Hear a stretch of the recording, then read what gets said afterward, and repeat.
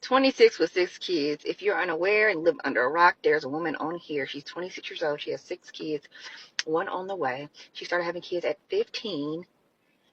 She had 3 kids with her first baby daddy, and then now she's on her second set of kids with the man that is in the home with her now. So she does have a man in the home. Okay. The internet has split on this. I've seen both sides. People saying give her grace. She's trying hard. She's doing her best.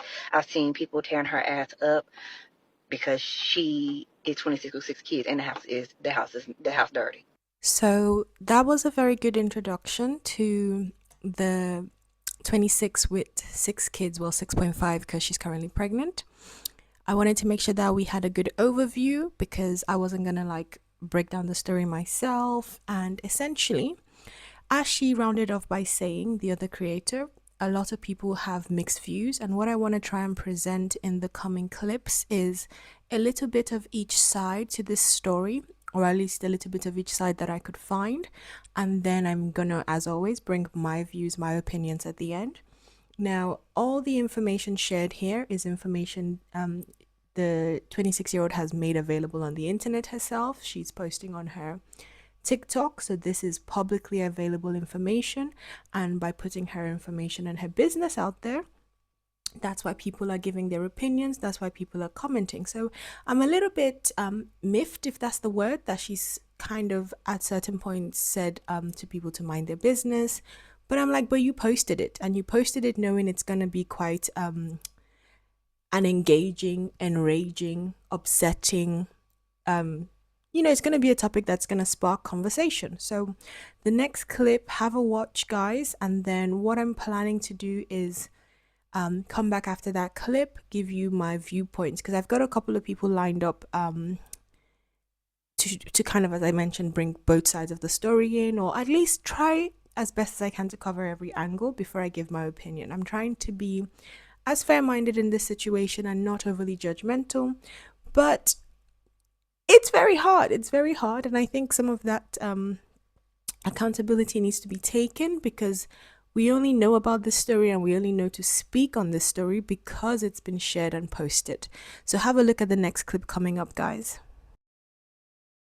I have 6 kids because as a child, I was never loved. I'm trying to give my kids the love I never had. I needed my kids, if that makes sense. I needed them. She didn't need 6 going on 7 children. What she needed was therapy. And I mean that in the nicest way possible because this woman has been through a lot. She got shot when she was 14, had her first kid at 15, and then we don't know what age the baby daddies were when she got pregnant. So some people are suspecting that she may have been taken advantage of or groomed. Okay, so we can clearly gather there's a terribly sad backstory, and it's giving the understanding that her poor choices, her ongoing poor choices, in my opinion, are rooted in trauma. And I agree with the content creator we just saw who gave an overview that what this lady needed was not to keep making poor choices, to continue to have multiple children and bring them up in what is essentially a difficult start in life, but to have attended therapy. And even if therapy is not affordable, there are options to make better choices in ways within whatever social economic group everyone falls within. There are community outreach programs, there are community centers. There's even just the simple choice to stay on birth control to ensure you do not continue to have numerous children. And yes, she was young when she started having her kids, about 14, 15. They're not quite clear on what the age is when I've looked online and on her page. But that's not to say that by the third child, when you're now 18, 19, we hope, that you could not have chosen to break generational curses, because we don't know what the backstory to this young woman's own mother, this 26-year-old's own mother's story is, but it's very much giving that she was raised in a difficult environment. She was raised in an environment where whoever her parents were, they failed her. Whoever the adults around her have also failed her. And we can see that that's had an impact, and she continues to, in my opinion, make such poor choices, continue to pick men who are poor partners, because looking on her page, it becomes evident that she has got a man who is in the home, but it's giving he does not contribute much and all the burden of caring for the children remains on her. She mentioned she's on government assistance. So why have a man who's not able to help you and your kids out financially or help to ensure the upbringing of these children is better? So now let's look at her talking herself, and I'll So if I come was back. white and rich, it'll be okay. If I was Kim Kardashian or anybody with money, it'll be okay. But since I'm Bo Beep and I'm living off government assistance and WIC and all that, I can't have 6 kids. Shit, you crazy. It's my cuckoo. It's my stuff. And I do what I want with my stuff. And like, as long as I'm providing, because kids, when they're young, they need basic stuff. When they get older and teenagers, that's when the real big bucks start coming in. My kids ain't up there yet. But trust me, I'm going to be prepared for it. I'm going to do anything possible to get my kids what they want.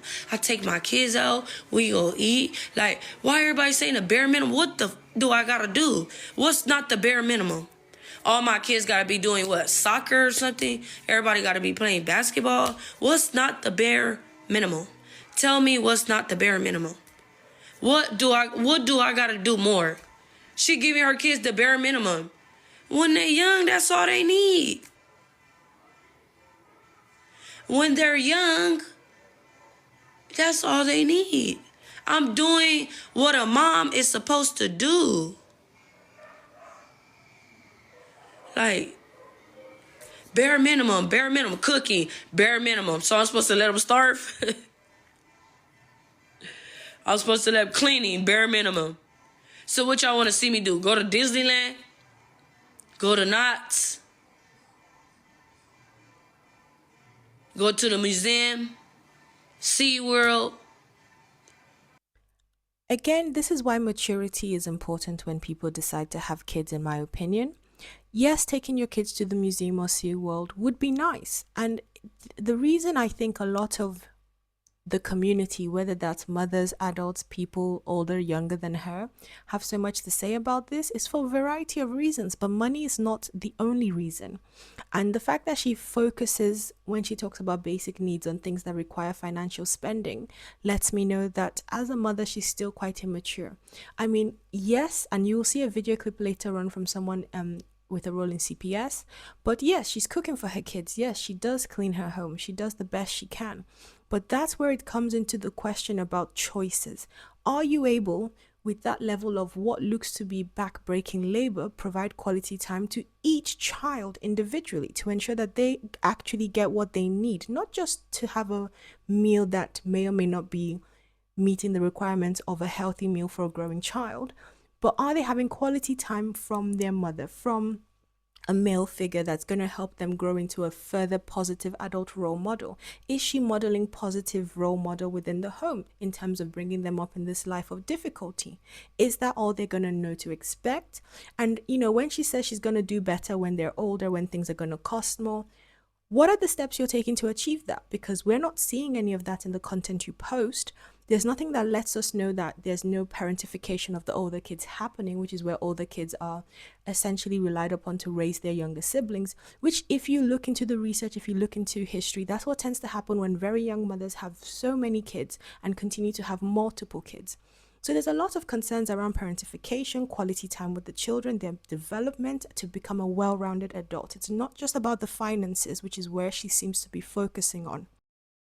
As a former Child Protective Services investigator, I see a mom who is fully providing for her children. She's meeting all of their basic needs. They have a roof. She's feeding them. The children look healthy. In her videos, I see her cooking for these kids, breakfast, lunch, and dinner. These look like good meals. I see her cleaning her house. I see her being a present parent. Now, do I agree with the way she talks to her children, the way she parents, and the overall conditions of the house? No, not necessarily. But my standards in parenting and cleanliness does not have to be her standard. And it just looks to me like she's doing the best she can. And instead of throwing so much hate at her, we should be helping her. If there's something that she could be doing better, we should be giving her advice. We should be saying things like, hey, maybe there's a different way that you can communicate with your children so you don't cause them trauma. And right now, the mom community is pretty divided on this creator. I can see why people are saying what they're saying. I can see both sides. I understand that there are things in parenting that are inexcusable. But I'm going to kindly remind you that being low income, being poor is not one of them. And if you are showing all of this concern for someone's socioeconomic status, yet you're not doing anything to help them, you're not sending any money to their Venmo, you're not supporting their content so that hopefully they can get a bigger check from TikTok and provide better for their kid. If you're doing all this yapping about how she is a low income parent, but you're not doing anything to help this person, your concern is performative. Your intention is to bully and shame someone who is quite honestly trying their best. So I do agree with some aspects of what this lady had to say that we just watched. Yes, I agree this is not a CPS issue per se. I will agree that the home appears to be adequate. You know, the home is adequately clean. The kids appear to be adequately fed. But you know, does the bar have to be in hell for us to now judge that this woman's situation is good or better?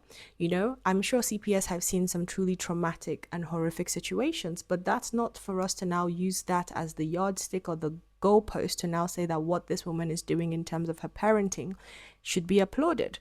And I'm just coming from the perspective that how you parent your kids is very important, because the current situation of what she's posting on social media, the dynamics that are apparent from the videos she shares, it would suggest that this is something that could impact her children in future, whether that's mental health, whether that's their prospects. We all know those examples of at a race, you know, it's kind of like a dramatization. So they go, if you had XYZ, take a step forward. If you had this, that, and the other, another step forward. And they continue to call out all these privileges, shall we say.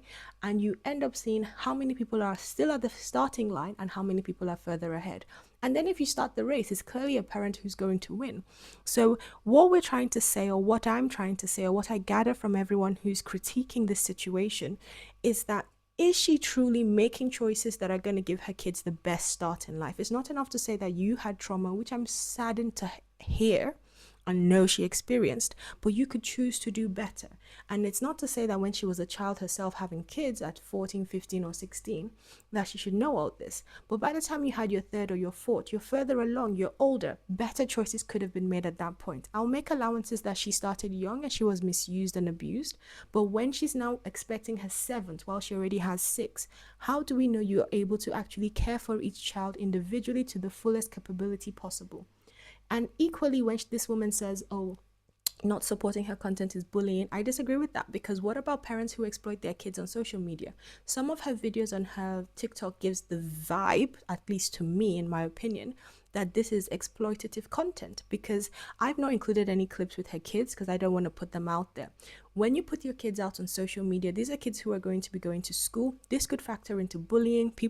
Kids are on digital platforms. So again, she's not thought about that angle. And this is why I'm saying there's a level of maturity lacking. And I don't think you need to come for viewers to say we're not supporting her content and therefore we're bullying her. I think there's an element of, if you bring back shame for situations like this, it can be a deterrent that prevents people continuing to go down this path as a choice. Because I'm talking from the perspective of, this is a woman that should be trying to break generational curses, not continue to prolong them. Okay guys, so that brings us to the end of the video today, and my unfiltered view, my honest opinion, and this is just my opinion, is this is a 26-year-old woman who currently has 6 kids, has a 7th on the way. She has had a very unfortunate, tragic start in life, but going forward, because the kids are here, we can't do anything about that. And I will agree she's making the best that she can of her situation. And by that, I mean she's feeding her kids, she's trying to keep the home clean. But I do not think she's, quote unquote, made the best or made the best possible choices when she continued to have multiple kids after 3, 4, you know, when in my opinion, better choices should and could have been made. But she's got 6, she's got a 7th on the way. Going forward, I hope she does not have an 8th and does not continue to have more kids. That is my takeaway about her situation. But in terms of my opinion overall, I do think young women shouldn't choose to have kids in low income, to borrow the phrase from the woman that was formerly in a CPS investigator. Young women shouldn't choose to have kids in low income situations or in difficult situations when they are able to make better choices. And by this, I mean she could have. There's got to be an option whereby if you can't be on birth control, then you develop the willpower to not date, to not put yourself in a situation where you can bring children into the world. I don't know how else to phrase it. Either if you are so lacking in willpower, go on birth control. If for any reason you choose not to be on birth control, then you need to build that willpower so you do not make those choices and continue to bring kids into a difficult start to their lives, which is not a choice that they've made. That is a choice as their parent, as their mother, that this woman has made for those 6 and the incoming 7 child. Now, I will be advising my young cousins in their late teens and early 20s that this is an example, because it's gone viral. This is an example that one should use to learn from, to see the difficulties in her situation. Yes, we can be compassionate for the situation she finds herself in and the difficult start in life she had, but we should also be able to teach ourselves and learn from her situation that we can choose to do better. And that's my opinion, having gone through her TikTok page, having, kind of thought about this situation a little bit deeper. I want that women give themselves the best quality life possible and give their children, should they choose to have children, the best possible start in life. It's not purely down to finances. There's a lot that goes into raising a child into being a well-rounded adult. And I genuinely think people should not assume that the basic needs being met is all that they need to do as a parent. Let me know your thoughts in the comments. Bye.